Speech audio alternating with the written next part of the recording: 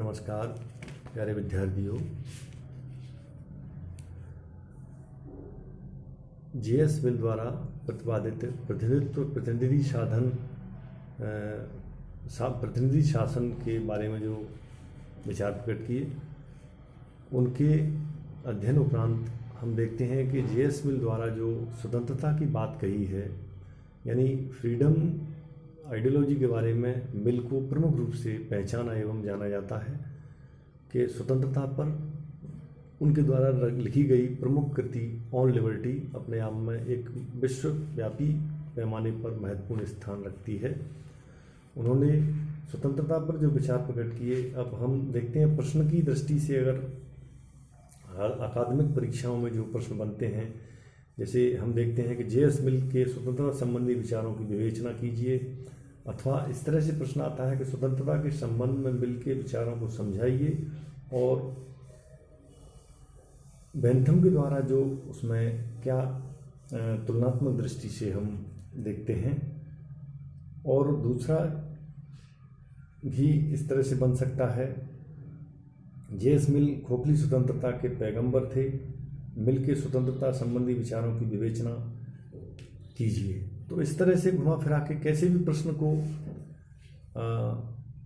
हम जब देखते हैं तो आंतरिक दृष्टि से उसका जो उत्तर बनता है वह मूल रूप से मिल के द्वारा प्रतिपादित स्वतंत्रता पर उनके विचार, व्यक्तिगत उनकी जो वैचारिक शैली है, उसकी क्या क्या बिंदु हैं एवं उसकी क्या क्या समालोचना है, तो ये सब मिलकर के उनके फ्रीडम आइडियोलॉजी को एक प्रश्न के रूप में तैयार करते हैं।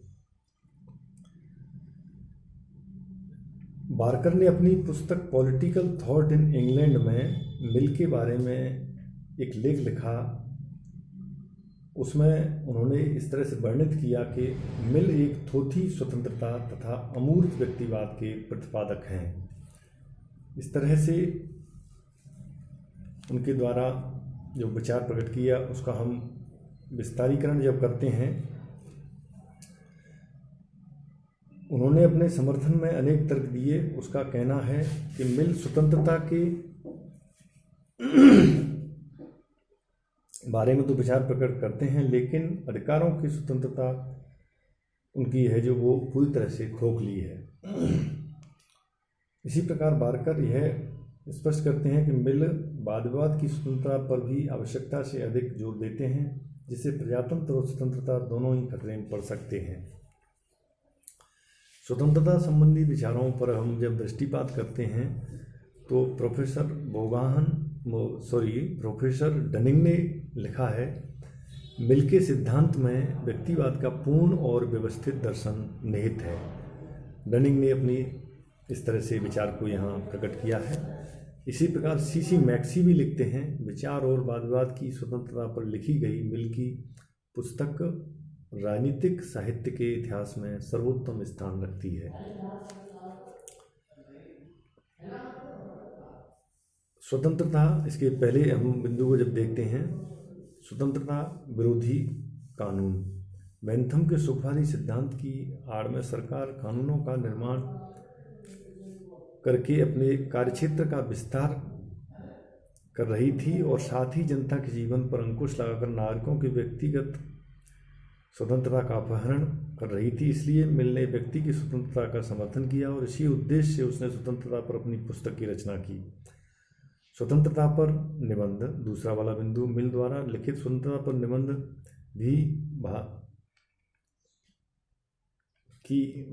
की भाषा इतनी प्रभावपूर्ण है और उसके विचार इतने तर्कसंगत हैं कि उसकी पुस्तक को राजनीति शास्त्र पर लिखी गई सर्वश्रेष्ठ पुस्तकों के अंतर्गत गिना जाता है।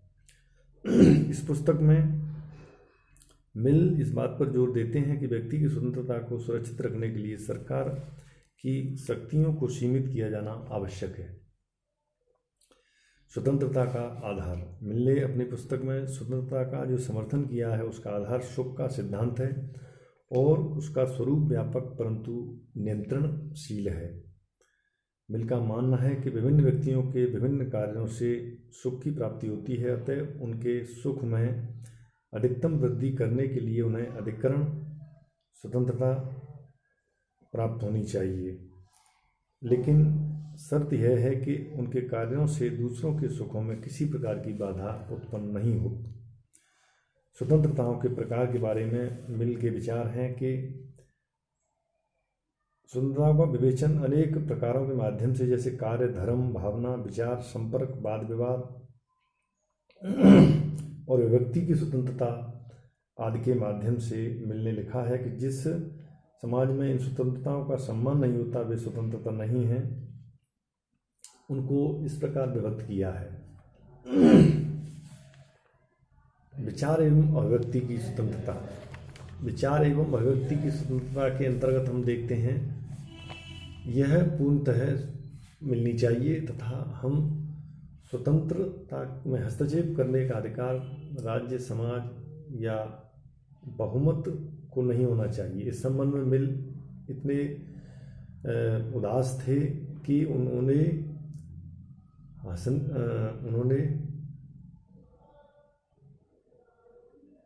अपने सनकी और जो झक्की व्यक्तियों को भी वैचारिक स्वतंत्रता प्रदान करने की बात की। इस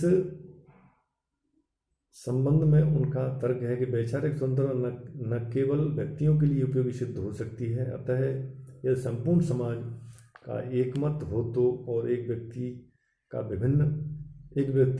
भिन्न मत हो तो भी उसे विचार प्रकट करने की स्वतंत्रता होनी चाहिए।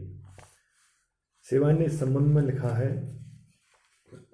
जब मिल ने यह कहा कि संपूर्ण मानव जाति को एक असहमत व्यक्ति को मौन करने का अधिकार नहीं है, तब वह वास्तव में निर्णय की स्वतंत्रता का समर्थन कर रहा था। इस स्वतंत्रता का अभिप्राय यह है कि आप अपनी बात को स्वीकार करवाने के लिए किसी व्यक्ति के साथ बल प्रयोग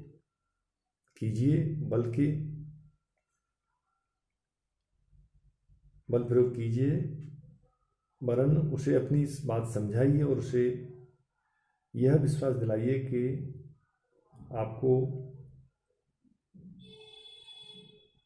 जो कह रहे हैं वही ठीक है, आप जो कह रहे हैं वो ठीक है। मिल का विचार है कि अभिव्यक्ति की स्वतंत्रता न केवल अधिकतम व्यक्तियों को अधिकतम सुख प्रदान करती है, बल्कि उन्हें राज्य की खोज के लिए प्रेरित करती है। इसमें उन्होंने कुछ तर्क भी दिए कि यह संभव है कि जिस विचार का दमन किया जाता है उससे सत्य का दमन न हो, फलस्वरूप समाज को हानि हो सकती है। मिल का विचार है कि यदि किसी व्यक्ति के विचार गलत हैं तो भी उसे व्यक्त करने की छूट मिलनी चाहिए। यह संभव है कि उसकी गलत बातों को सुनकर सत्य का ज्ञान हो जाए। तो इस तरह के विचारों को उन्होंने कार्य की स्वतंत्रता की बात के अंतर्गत उन्होंने बताया कि आंतरिक और बाह्य आंतरिक स्वतंत्रता के अंतर्गत जो स्वतंत्रता को तथा बाह्य स्वतंत्रता को अंतर्गत कार्य की स्वतंत्रता को स्थापित किया। ये दोनों एक दूसरे के पूरक हैं और स्वतंत्रता के अभिन्न अंग हैं।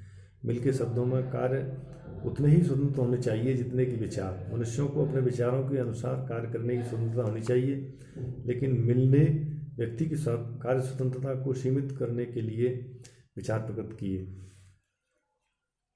इसको हम आलोचना की दृष्टि से देखते हैं तो अधिकारों के बिना स्वतंत्रता पूरी तरह से खोखली होती है।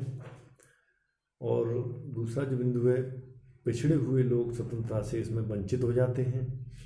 स्व संबंधी तथा पर संबंधी क्रियाओं का भेद निरर्थक साबित होने लगता है। स्वार्थी तथा स्वतंत्र, इसमें भी बताया है कि व्यक्ति को स्वार्थी बताते हुए और उसे स्वतंत्रता भी देना चाहता है, लेकिन मिल मानते हैं अगर मनुष्य स्वार्थी है तो उसे स्वतंत्रता के लिए नहीं छोड़ा जा सकता है। समाज तथा समुदाय का महत्व अस्वीकार। बार्कर के साथ साथ वेपर यह मानते हैं कि व्यक्ति अपने भाग्य अपना विकास नहीं कर सकता। संगठन सब मनुष्यों के विकास पर प्रभाव पड़ता है। अगर मिल प्राकृतिक रूप से मनुष्य के व्यक्तित्व का पूरा विकास चाहता है तो उसे समाज तथा समुदाय के प्रकारात्मक महत्व पर बल देना चाहिए। आदर्शवादी मिल व्यक्ति को स्वतंत्र शक्तियों के विकास को अवरुद्ध करने वाली सभी प्रतिबंधों की समाप्ति की स्वतंत्रता मानते हैं। अतः उसके सिद्धांत को आदर्शवादी बताते हुए ब्रिंस्टन लिखते हैं, मिल का सिद्धांत आदर्शवादी है और यह अनिवार्य रूप से व्यक्तिगत स्वतंत्रता का विरोधी भी है। इसको आलोचना की दृष्टि से हास्यास्पद भी कहा है कि सनकी और झक्की व्यक्तियों को भी विचार और अभिव्यक्ति की पूर्ण स्वतंत्रता होनी चाहिए। इस प्रकार के व्यक्ति विकृत मानसिकता के होते हैं, इसलिए उनको असीमित स्वतंत्रता देने से अव्यवस्था उत्पन्न होगी। इस प्रकार हम देखते हैं स्वतंत्रता संबंधी विचार उनके होते हैं तथा उसने अमूर्त व्यक्तित्व का प्रतिवाद किया। लेकिन मिल के स्वतंत्रता संबंधी विचारों में कुछ ऐसी बातें आवश्यक हैं जिनके कारण अनेक विद्वानों ने उनकी तारीफ भी की है, जैसे विचार और वाद विवाद की स्वतंत्रता। मिलने पर जिस प्रकार जोर दिया है उसकी मैक्सी बहुत तारीफ करते हैं। मुरे तो उसे व्यक्तिवादी मानते हैं। डनिंग भी कहते हैं कि मिल के सिद्धांत में व्यक्तिवादी के दर्शन को पूर्ण स्थान प्राप्त है। शेवाइन ने चाहे उसकी आलोचना कितनी भी की, लेकिन उसने मिल की पुस्तक ऑन लिबर्टी को राजनीतिक दर्शन के लिए सबसे महत्वपूर्ण देन के क्षेत्र में उसको प्रमुख स्थान देने की बात कही है। इस प्रकार हम देखते हैं कि जो मिल के जो विचार हैं उनमें स्वतंत्रता की जो वैचारिक पृष्ठभूमि है वह महत्वपूर्ण स्थान रखती है। अब हम इसी में इनके संक्षिप्त रूप में योगदान को भी देखते हैं कि उनका जो प्रभाव है, योगदान है, वो कितना महत्वपूर्ण स्थान रखता है। लॉ ऑक्सफोर्ड लिखते हैं कि जब मैं 1870 में ऑक्सफोर्ड में गया तो उसका प्रभाव चरम सीमा पर था। प्रोफेसर मार्शल लिखते हैं 1867 में मिल की कृति पॉलिटिकल इकोनॉमी को पढ़कर वे अर्थशास्त्र के गहन अध्ययन की ओर प्रवृत्त हुए, क्योंकि इन दिनों मिल की ख्याति चरम सीमा पर थी। मैकाले का तो यहाँ तक कहना है कि 19वीं शताब्दी के मध्य में पत्रकार अपने विचार मिल से ग्रहण करते थे। मिल के योगदान के बारे में कहा जाता है कि वह राजनीतिक दर्शन में अकेला स्वतंत्रता का प्रकाश स्तंभ स्वरूप है। अगर हम इनके विचार दर्शन को योगदान या अनुदाय की दृष्टि से देखते हैं तो उसमें सबसे पहले स्थान है कि पद्धति की जो उनकी परंपरा है या उनकी जो मेथडोलॉजी है, उस दृष्टि से गहरा चिंतन उनके द्वारा अध्ययन किया गया। अनुभववाद और जेम्स मिल के बुद्धिवाद के विपरीत ऐतिहासिक या प्रतिलोम निगमनात्मक पद्धति को आश्रय देकर के पद्धति शास्त्र के क्षेत्र में उन्होंने महत्वपूर्ण योगदान दिया। ध्यान रखें, J.S. मिल के जो पिता थे वो जेम्स मिल थे, तो उनकी दृष्टि में कुछ ऐसी जो पद्धति से संबंधित वैचारिक दृष्टि है। उपयोगितावादी दृष्टि से जो हम देखते हैं उनका जो योगदान है वह मिल का उपयोगितावाद अपने आप में नवीनतम विचार है, सार्वजनिक आध्यात्मिकता एवं नैतिकता पर आधारित है।